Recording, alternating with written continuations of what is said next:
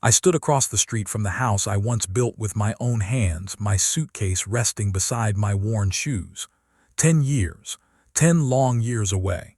The paint on the gate had changed, the trees were taller, and the laughter that once spilled from the windows was gone. This was my home, yet I felt like a stranger standing outside it. Before I continue, if you enjoy emotional, real-life stories with powerful twists, please subscribe to the Silent Revenge Story channel. Share this story with someone who needs it, and press the bell icon so you never miss an upload. I had imagined this moment 1,000 times while lying on cold floors and hard bunks in faraway places. I thought my children would run toward me, confused at first, maybe hesitant, but happy. I imagined tears, hugs, questions, maybe even anger. What I never imagined was being treated like a beggar. 10 years earlier, I had left this very house with a small bag and a heavy heart. I was a construction worker back then, barely earning enough to keep food on the table. My wife, Maria, and I had 3 children, Daniel, Sophia, and little Noah. They were my entire world. But when the company I worked for shut down, everything collapsed. Bills piled up. Creditors knocked. The shame of failing my family ate me alive. Then came an offer from overseas. Dangerous work, long contracts, no guarantees, but the pay was more money than I had ever seen. Enough to clear debts, enough to secure my children's future. I promised Maria I'd be back in 2 years. Just 2 years. 2 years turned into 4, 4 into 6. Accidents happened. A scaffolding collapse crushed my leg. Recovery took a year. Then paperwork issues. Then another contract I couldn't refuse because the money had already started paying for my kids' school. I sent money every month. Never missed one. Letters at first, then calls when I could afford them. But slowly, the calls stopped coming from their side. Maria became distant. The children stopped getting on the phone. "They're busy," she'd say. "They're growing up." I believed her because believing was easier than accepting the truth. When I finally returned home after 10 years, I was not the man who had left. My hair was streaked with gray, my hands rough and scarred, my clothes old and faded. Life had taken its toll, but inside I was still their father. I walked toward the gate and pushed it gently. It creaked open. No one noticed me. A shiny car sat in the driveway. The house looked bigger, somehow renovated. New windows, fresh tiles. I felt a strange mix of pride and pain. My money had done this, my years. I knocked. The door opened and a young man stood there. Tall, well-dressed, confident. For a second I just stared. It took my breath away. "Daniel," I said softly. He frowned. "Yes, who are you?" My heart cracked. "It's me, Dad." He laughed, not a warm laugh, a sharp one. "Nice try, my father's been gone for years." "I know, I came back, Look, man," he cut me off, glancing behind him. "I don't know what your story is, but we don't give handouts.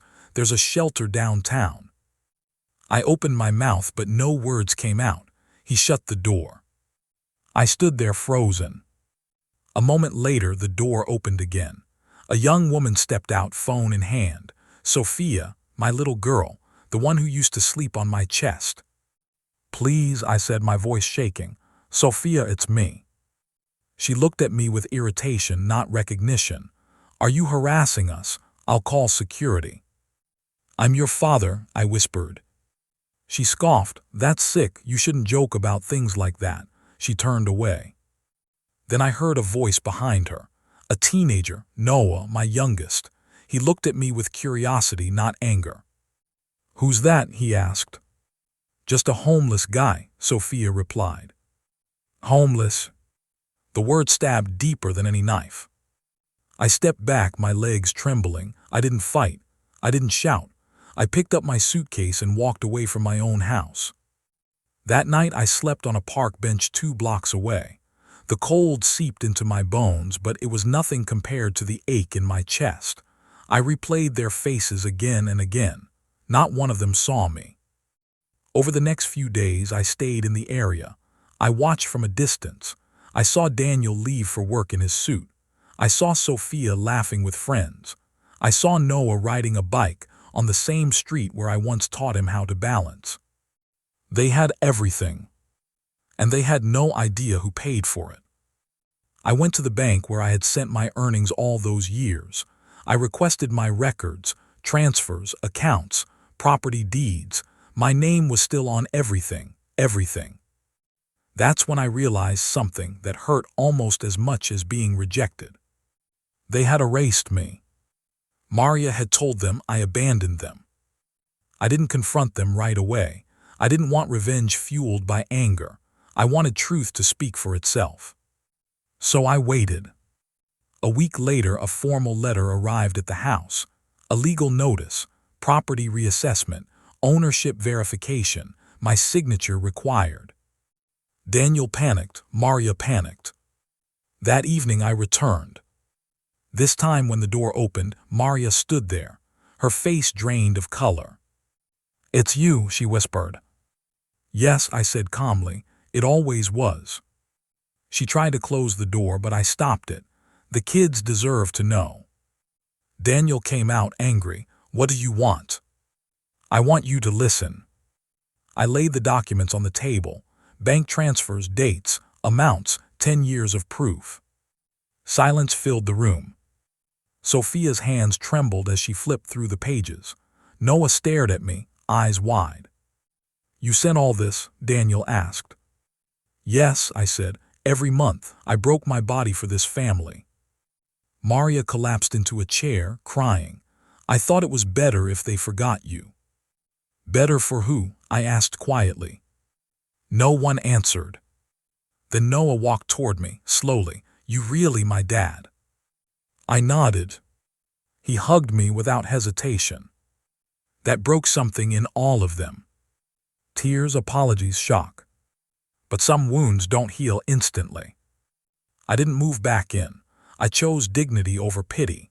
I stayed nearby, rebuilding something new, this time with honesty.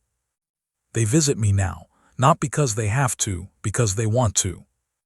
And sometimes, when Daniel looks at me, I can still see the shame in his eyes. Not because he was cruel, but because he learned too late that the beggar at the door was the man who gave him everything. Life has a strange way of balancing things. Sometimes silence is the strongest revenge. And sometimes being forgotten hurts more than being hated.